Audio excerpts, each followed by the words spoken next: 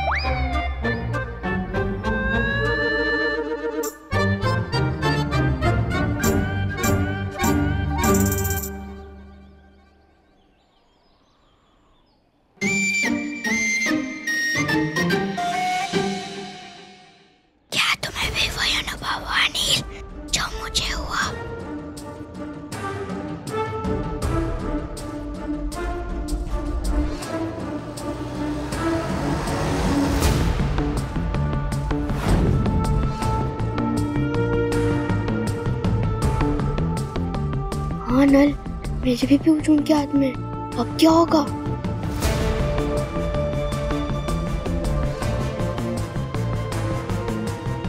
अब तो बस एक ही युक्ति बची है। सतर्क रहना। एक साथ बल लगा के भाग निकलेंगे। रुको तुम एकदम भर लो।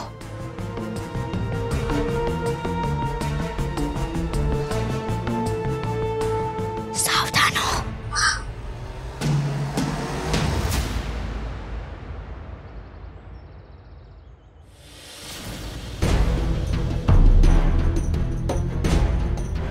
प्रभु, प्रभु परशुराम। ये तो काकराज के स्वर है। लगता है वो किसी संकट में। यज्ञहं सम्मुखं यज्ञहं त्र्यंबकं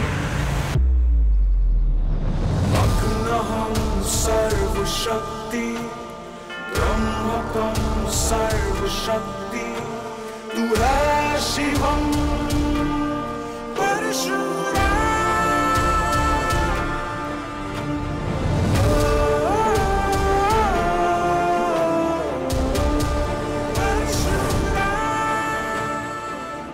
यदि मेरा संदेह सत्य हुआ तो आज इस असुर का अंतिम दिन होगा।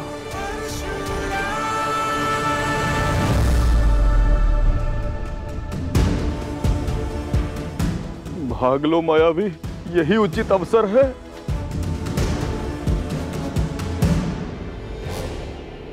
प्रभु परशुराम, प्रभु परशुराम। क्या हुआ काकराज, आप कुशल तो हैं? मैं तो कुशल हूँ प्रभु, किंतु मेरा ये उदर अब संकट में पड़ चुका है। मैं जल की प्रतीक्षा में नेत्र मुदे विश्रामी कर रहा था कि दो वानर आकर भोजन की दोनों पोटली ले उड़े।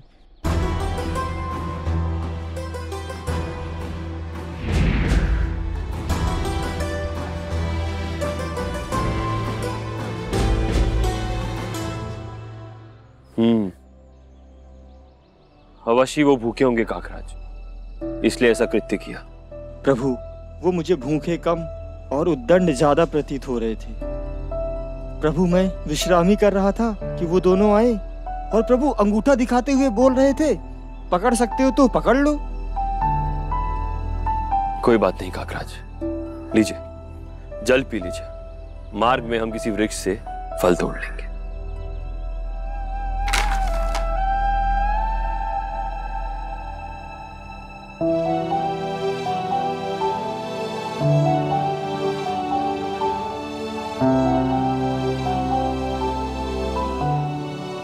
प्रभु, शबरी माई ने वो भोजन बड़े प्यार से बनाया था हमारे लिए, किंतु प्रभु मैं उन दो उद्दंड वानरों को नहीं छोड़ूंगा। प्रभु, चलिए काकराज।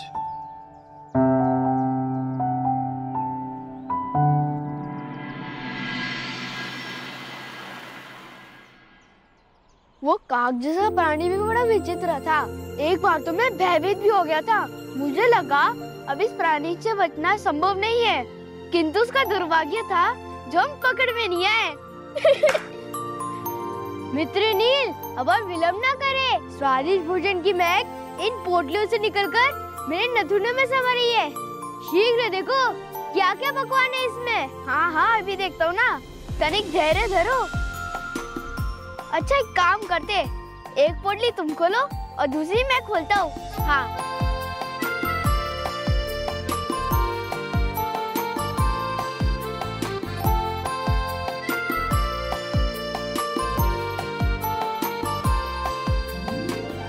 हाँ, मेरे में तो खीर है नील, और मेरे में पूरियाँ। मुझे तो हलवा भी दिखाई दे रहा है, और मेरे में लड्डू। तो आओ अब शीघ्र उधर पूर्ति करें। क्या स्वादिष्ट भोजन है। प्रतीत होता है किसी माता ने बड़े ही प्रेम पूर्वक बनाया है। कहीं उन दोनों की माता ने तो नहीं नल? फिर तो वे आज हमारे कारण भूखे रह जाएंगे। तो एक कार्य करते हैं, हम उन्हें जाकर उनका भोजन लौटा देते हैं। किंतु नील स्मरण रहे, इसके पश्चात भी वो हमें छोड़ने नहीं वाले। देखा नहीं वो काग कितना क्रोधित था। उन्हें निकट जाते ही वो हमारा स्वागत अपनी नोकीली चोट से करेगा। इसीलिए उनकी चिंता छोड़ो और निश्चित रहकर भोजन करो।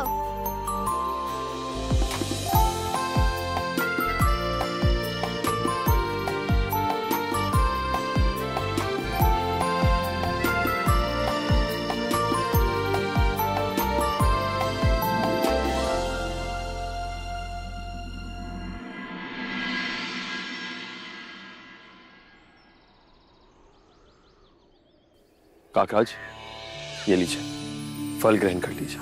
प्रभु, आप मेरे लिए फल लेकर आए, एक सेवक के लिए। ऐसा मत कहिए काकराज, आप हमारे सेवक नहीं, हमारे मित्र हैं, जो इस यात्रा में हमारे साथ हैं, और आपका ध्यान रखना हमारा दायित्व है। धन्यवाद प्रभु। ये लीजिए।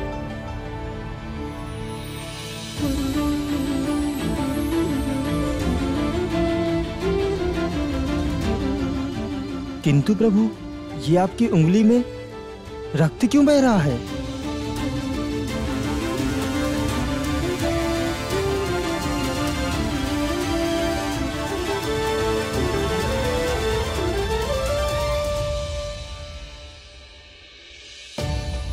किंतु प्रभु, ये सब कैसे हुआ? वो जिस वृक्ष से मैं ये फल तोड़ रहा था, उसी से सटा हुआ एक बेर का वृक्ष था, वहीं से लग गया होगा। प्रभु, मेरे कारण आपको कष्ट सहना पड़ा, किंतु ये सब उन दुष्ट वानरों के कारण हुआ है।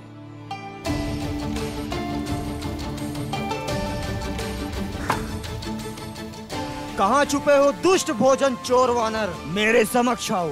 आज तुम्हें ये काकराज बताएगा क्यों दंडता का दंड देना किसे कहते हैं। शांत हो जाइए काकराज, शांत हो जाइए, क्योंकि जिस भोजन के लिए आप विलाप कर रहे हैं वो अभी तक समाप्त हो गया होगा। किंतु प्रभु, उन दुष्ट वानरों को उनकी उद्दंडता का दंड तो दिया ही जाना चाहिए। वो दोनों आज तक किसी के हाथ आए हैं जो कोई उन्हें दंड दे पाएगा? आप जिन्हें खोज रहे हैं उनका नाम नल और नील है। वो दोनों वानर केवल भोजन ही नहीं अपितु वस्तुएं भी चुरा कर ले जाते हैं, और उन वस्तुओं को भी जिन्हें हम उनसे बचाकर अपनी कुटिया में छिपा कर रखते हैं। किंतु ऋषिवर, वो वानर ऐसा करते क्यों? ये तो ज्ञात नहीं, किंतु इतना अवश्य ज्ञात है कि दोनों वानर कोई साधारण वानर नहीं है। ये किसी स्त्री की कोख से जन्मे वानर कुमार है, जिन्होंने संपूर्ण वन प्रदेश को त्रस्त कर रखा है। ये दोनों मिलकर या तो किसी की वाटिका उजाड़ देते हैं या किसी के जल से भरे घड़े को फोड़ देते हैं। इतना ही नहीं, ये तो कुटिया में रखी भगवान की प्रतिमाओं को भी उठाकर सरोवर में फेंक देते हैं।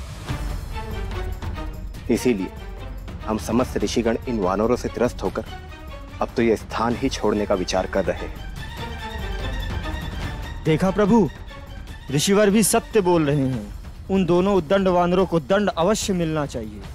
ऋषिवर, इन उद्दंड वानरों के माता पिता कौन है? क्या वो अपने पुत्रों को उचित मार्ग पर लाने का प्रयास नहीं करते?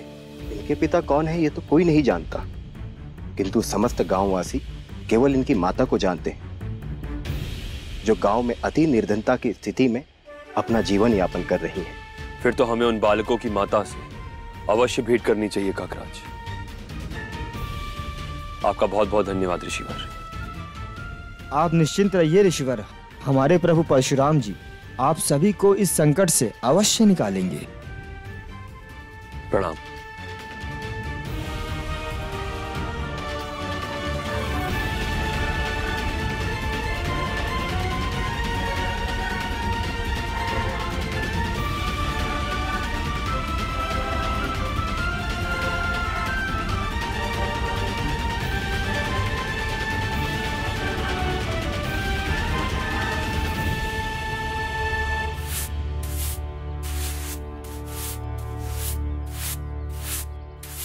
राजमाता की जय हो।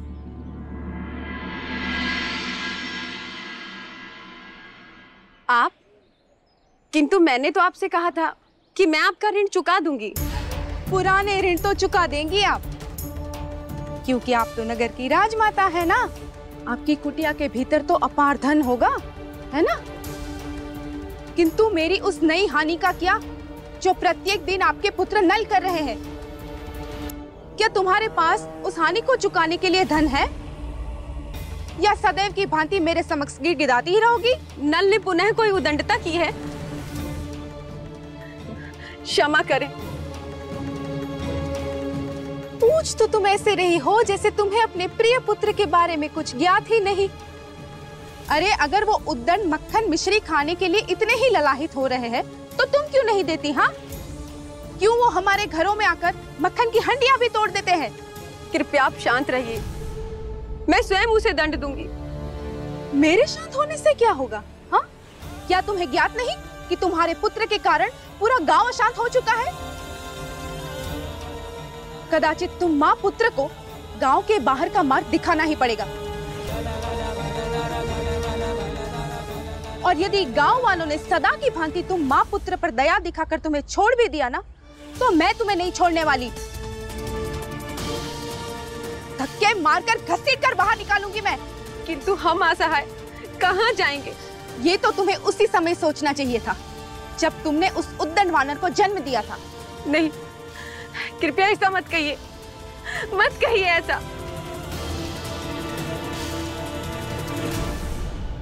आपने मेरी माँ को रुलाया? ये ले कपटी ग्वालन। हाय, मार डाला, उद्दंड वानर ने मार डाला। हाय नल, ये क्या किया तुमने? मार डाला, उद्दंड वानर ने मार डाला। मैं अभी लेप लेके आती हूँ। अरे मुझे कोई आवश्यकता नहीं तुम्हारे लेप की। अब तो पंचों से निर्णय करवा के रहूंगी। तुम माँ पुत्र को मैं गांव से बाहर निकलवा के रहूंगी, देखना। हाय, मार डाला।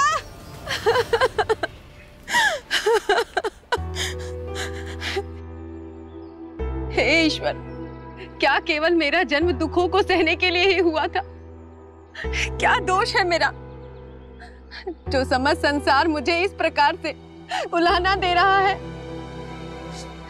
आपने मेरे भाग्य में ऐसा क्यों लिखा प्रभु? क्यों लिखा था?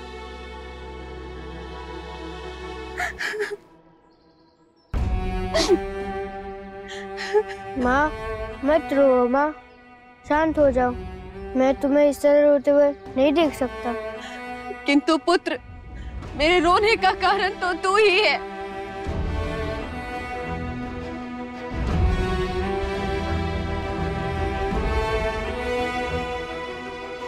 माँ, हमारे समस्त दुख दूर हो सकते हैं। बस एक बार मेरे पिताजी का नाम बता दो, फिर आप देखना कैसे मैं उन्हें दंडित करूंगा।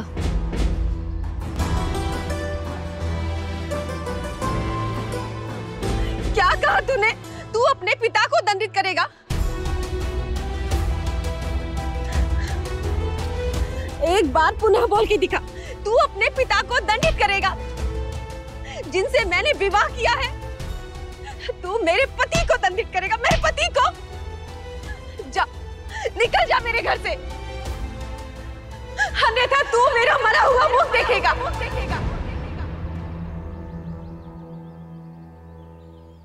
जा, निकल जा, निकल जा।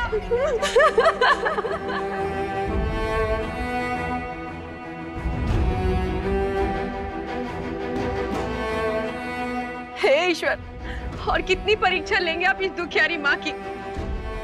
क्या इस समस्त संसार में ऐसा कोई भी नहीं जिसे आप मेरे दुख दूर करने के लिए भेज सके?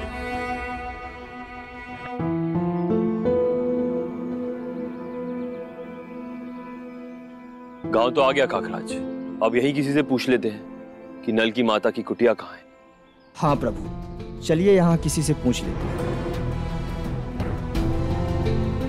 इसी गांव में मिलेंगे मुझे वो दो वानर, नल और नील। आज मुझसे बचकर नहीं जा पाएंगे।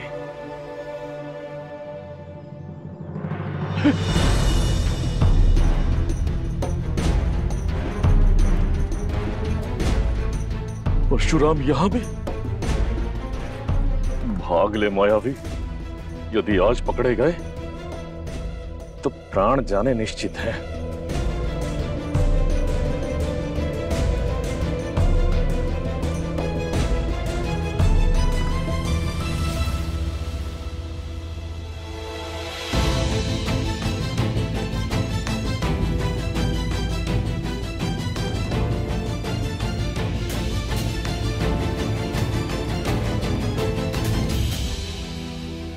प्रभु, गांव तो आ गए, किंतु यहाँ कोई दिखाई नहीं दे रहा। किससे पूछे प्रभु?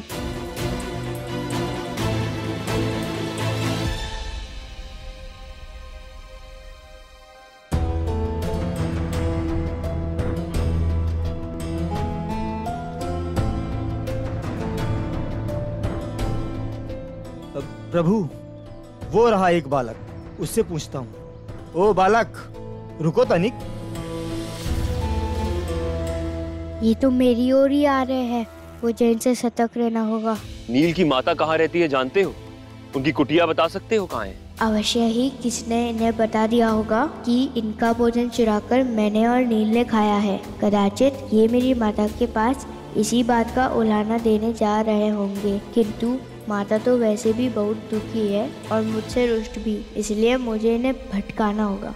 किस विचार में डूब गए बालक? हम तुमसे कुछ पूछ रहे हैं, तनिक इधर आओ और हमें अपना परिचय बताओ। कौन हो तुम?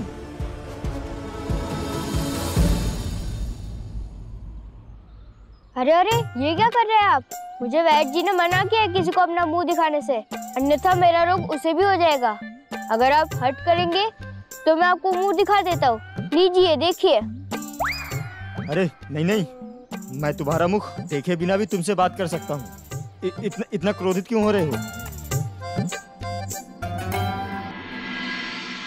केवल इतना बता दो वत्स, क्या तुम नल की माता को जानते हो?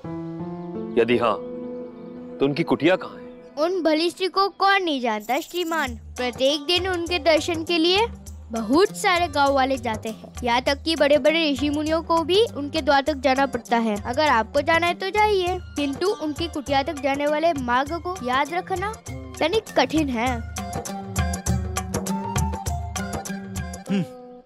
हमें बड़े से बड़े वनमार्ग का रास्ता ज्ञात हो गया है बालक, तो ये छोटे से गांव का रास्ता क्या भूलेंगे? बस तुम हमें मार्ग बताओ बालक, हम स्वयं ढूंढ लेंगे। तो सुनिए श्रीमान, यहाँ से सीधे हाथ पे जो एक पीपल का वृक्ष आएगा, उसके बाएं ओर पे एक बरगद का वृक्ष भी आएगा, किंतु आपको बाएं ओर जाना है। पूछिए क्यों? क्यों? क्योंकि दाएं ओर पे कुआं है ना, आप दोनों गिर भी सकते हैं।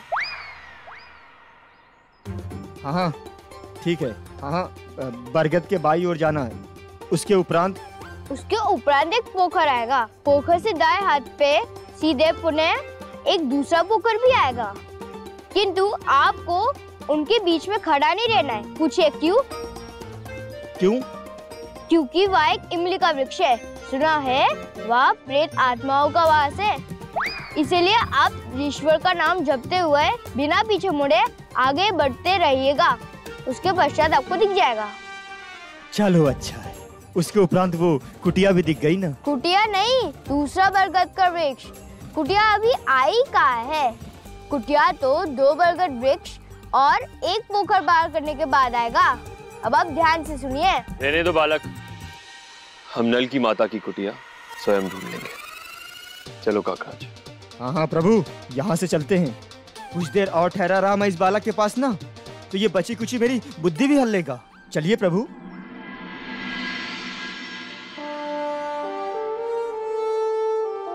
ये संकट तो कुछ क्षणों के लिए टल गया। अब नील से भेंट करने जाता हूँ।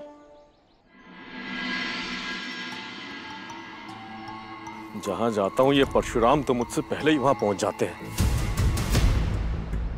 न जाने ये दोनों वानर बालक मुझे किस जन्म में मिलेंगे, और न जाने बहनों श्री लंकेश के द्वारा दिया गया कार्य मैं कब पूर्ण कर पाऊंगा।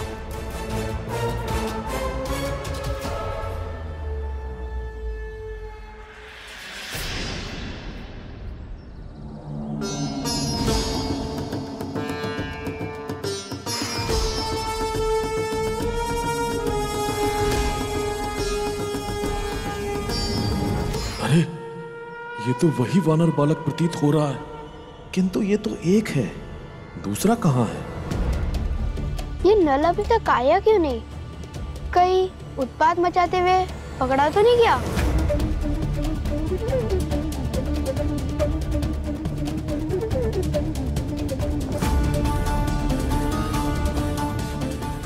तो ये है दूसरा वानर बालक। अब मुझे इन्हें अपनी माया में उलझाने के लिए कोई युक्ति लगानी पड़ेगी। नल, तुम आ गए मित्र। मैं तुम्हारी ही प्रतीक्षा कर रहा था। तो कहो आज किस ईश्वर की कुटिया पर ढाबा बोलना है? क्या हुआ मित्र? तुम आज इतने अप्रसन्न क्यों दिख रहे हो? क्या तुम सदा प्रसन्न रहते हो नील? हाँ, क्यों? जब तुम्हारी माता तुम्हारे पिता के बारे में कुछ न बताए तब भी? नहीं मित्र, मैं उस समय बहुत दुखी होता हूँ, क्योंकि मेरी माता कभी नहीं बताती कि मेरे पिता कौन है। मेरे साथ भी कुछ ऐसे ही हुआ है। मैं जब भी अपने पिता के बारे में कुछ पूछता हूँ वो रुष्ट हो जाती है। तो ये बात है। अब मायावी को इन्हें फंसाने की युक्ति मिल चुकी है।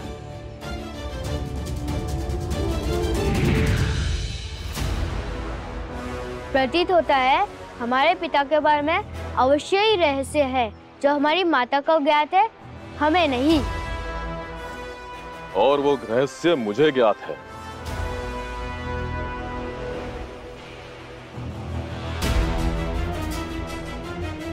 चकित ना हो नलनील, ये सत्य है।